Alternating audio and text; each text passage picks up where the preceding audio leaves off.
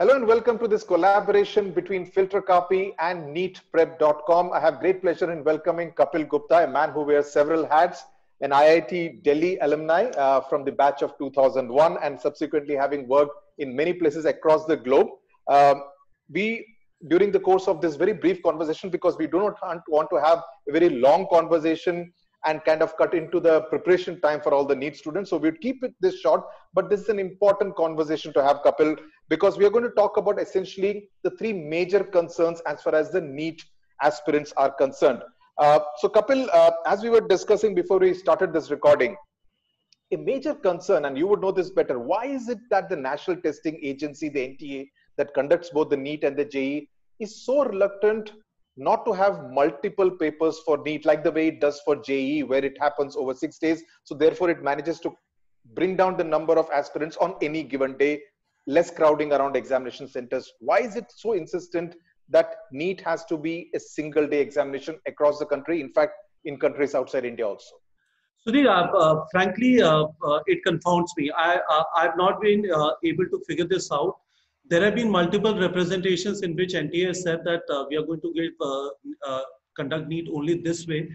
Probably you would know better. I don't think there has been any cogent reason which has been presented by NTA. If it was a separate agency which was doing JEE and NTA, JEE and NEET, probably it was understandable. But I have not been able to find a reason. And one big gripe I have from NTA has been that they have not been very communicative enough with respect to answering this question. We have been coaching students for last 4 years now, and this thing just confounds me. In this situation, this is one thing which they can do immediately, considering they already have all those centers of JEE, where all these computers, etc., are given. They have a process through which they can get it done in multiple phases. And every time JEE happens, they produce 16 papers. Every time they produce 16 papers. Why they can't do it for NEET? It confounds me. Probably I should ask this question from you. Have you got some insight on why they do it? None at all. I mean, the NTA hasn't been very communicative. In fact, as you know, it's the Education Minister Ramesh Pokhriyal who has been doing all the talking on behalf of both the entities. But I have been speaking to a lot of people from the industry, IT industry, who are involved in the field of education, and each one of them had the same point to make, that why is it that the NEET cannot be, say, 10 papers and reduce that 15 lakh or number of students, aspirants, to bring it down to say about a lakh and a half every day. So it's much more manageable, because the major concern this time is about overcrowding outside examination centers. Absolutely. And by doing so, by setting, say, about 7 equally tough papers or 10 equally tough papers, they could have actually managed the situation so much better, because I really fear for what would happen on the 13th of September. I'm not so bothered about, so concerned or so worried about JEE, because the number of aspirants is much less. But NEET on 13th September, it is going to be definitely a logistical nightmare. So one of the other suggestions that you were kind of talking about is how we could somehow prompt aspirants to probably drop out this year and take the examination next year. Now, how feasible would it be? Would it be okay to kind of, in a sense, tempt people with the possibility of kind of taking the exam next year? Sudhir, there are two portions there. One solution could be, just to give you an idea of the numbers, 50% of the students who are going to write the exam are going to score less than 120 marks, which was the cutoff, which would decide whether you can even appear for counseling or not. Appearing for counseling doesn't guarantee you a government college, which is what all this hustle is about. But 50% of the people would not be appearing for counseling because they could not cross that 120 mark out of 720, which is less than 20% marks, right? Yes. Most of these students are those who are either who wrote class 12 this year. They were not ready that we are going to write NEET after dropping 1 year. So these people already know, these students already know we are going to write again next year. Can we incentivize them by giving, let's say, a 50 grace mark? I floated this idea on our platform, and there was a lot of pushback from 2021 students that this is going to be unfair to us. So I thought about it again. And one other elegant solution which is possible, because we also have to think through solutions which are not very logistically heavy because only so much time remains.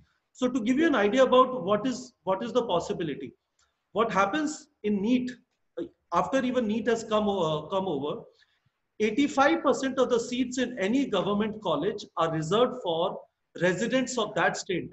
They use the word domicile. It is Yeah. reserved for the domicile of that state. And Yes. 15% are available in a pool which is called All India Pool. And that admission happens through All India Counseling. So which means around 34,000 government college seats are there. 15% take around 5,500. These are the brightest students in the country, top 5,500 ranks.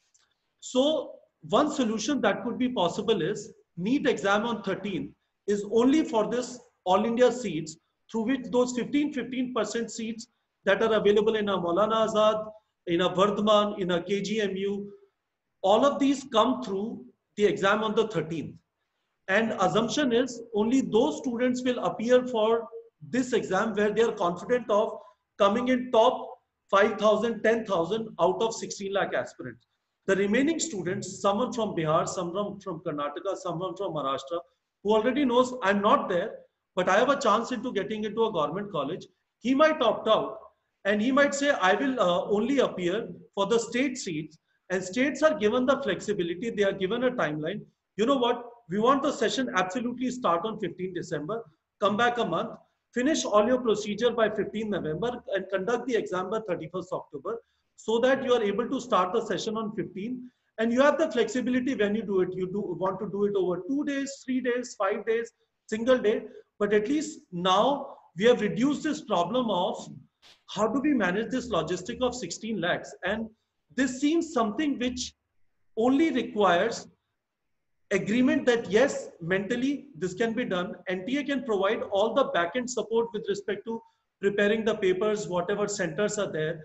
And if they are not able to increase the centers, tell the district magistrates all the schools are closed. You're going to conduct the exam and your year-end performance review, this is going to count 50% if you are able to conduct this exam properly.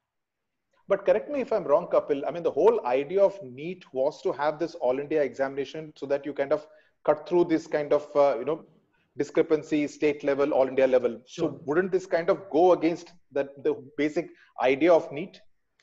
It does, but philosophically it does.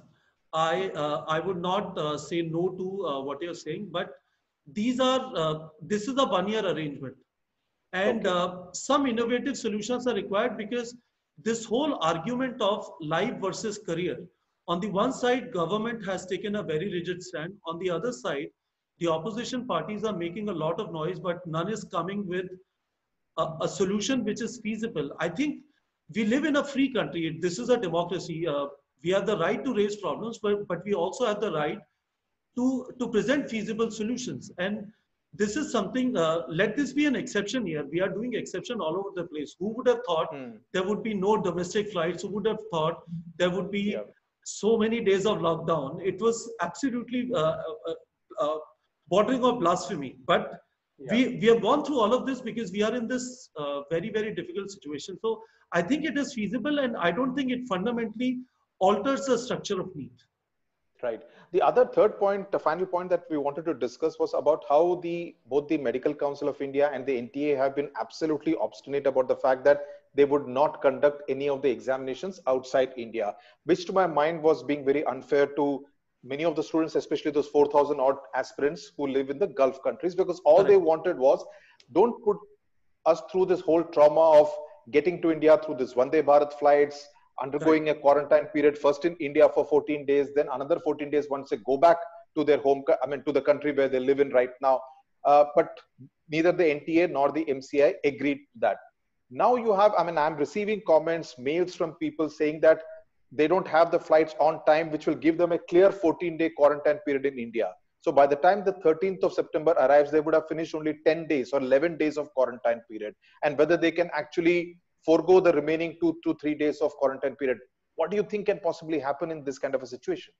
Sudhir, like your first question, this to me is something which only NTA people and the Education Ministry, probably MCI, can explain. We are probably stuck in a pre-COVID mindset where there are very, very rigid rules to be followed to ensure homogeneity, which NEET was supposed to enforce. But there are creative solutions possible. I wonder, uh, Gulf countries are much stricter with respect to their law enforcement. We That's have right. excellent relationships today with Saudi Arabia, with UAE, and our Prime Minister, even he can just put out a tweet to Sheikh Zayed, right? It should it should happen.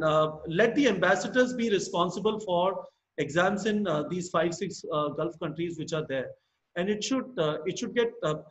Again, I would say you would know, Sudhir. This No, is mind-boggling. This because is mind-boggling. because when I did the interview with Dr. Vinny Joshi, this is what he had to say, that Vande Bharat flights are there.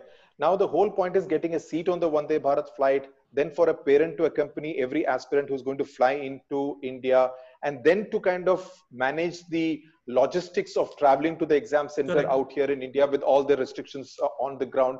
I don't think it's really fair to subject an aspirant to all this kind of anxiety. It's really not necessary, given the fact that you're giving such a big ticket examination for which the aspirant would have prepared either this year, or if he or she is a dropper for the last 1 or 2 years. So I Right. think, as you said, the NEET has been, the NTA has been rather rigid about that these are the rules, these must be followed. As Correct. you said, all it needed was send the papers across, ensure absolute secrecy. The Gulf countries would cooperate, and you don't have to kind of have centers in all the Gulf countries. Have it just in one place like Dubai or Sharjah. Have all those Sure. 4,000 Sure. guys coming in there and take the exam. So in that sense, the NTA, apart from the fact what you pointed out about lack of effective communication, has also faltered in not being responsive and sensitive enough to the needs and the anxieties of the students, and that I think has been a big failure of the NTA. I do want to point out one more thing, Sudhir. Somehow there has been an assumption, or there is an assumption when you are in India, that anyone who's staying outside is a rich person. A lot of people who work in the Gulf, a lot of people who would go from Kerala, there are a lot of people who go as literally laborers to Gulf because they Yeah. do not have enough workforce there. Yes. It is not an easy expense for them, and I don't think we have been compassionate. We have not been logical, and we have not been Yeah. compassionate. We are not acknowledging the reality of these. Right, absolutely. Lack of compassion, lack of sensitivity is really the way to describe this. So, in that sense, we are now going to have the examinations. That's pretty much certain, given the fact that the review petition is not likely to come before the bench of the Supreme Court in a hurry. So, we are going to have the examinations. We only hope and pray that all the safety protocols that the NTA has been talking about, that it will definitely ensure are implemented on the ground, not like the scenes that we have seen during Correct. many examinations in the last 3 to 4 weeks. Thank you very much, Kapil. We'll continue this collaboration exercise here on YouTube. I mean, it's a fascinating kind of conversation to have ahead in the run up to the NEET, and let's see what really happens, transpires on the ground. We just hope, fingers crossed, that all goes well. Thank you very much, Kapil, for joining us here on this collaboration between FilterCopy and NEETprep.com. Thank you so much, Sudhir. It is a pleasure, and keep doing the good work. You are putting out very noiseless content for students, and I'm a huge fan of what you're doing on your channel. Thank you very much, Kapil. One of the things that I always say to my students is, if you want to concentrate on making good music like A.R. Rahman, you need to cut out the surround sound. So that's very important. Right. Thank you very much, Kapil.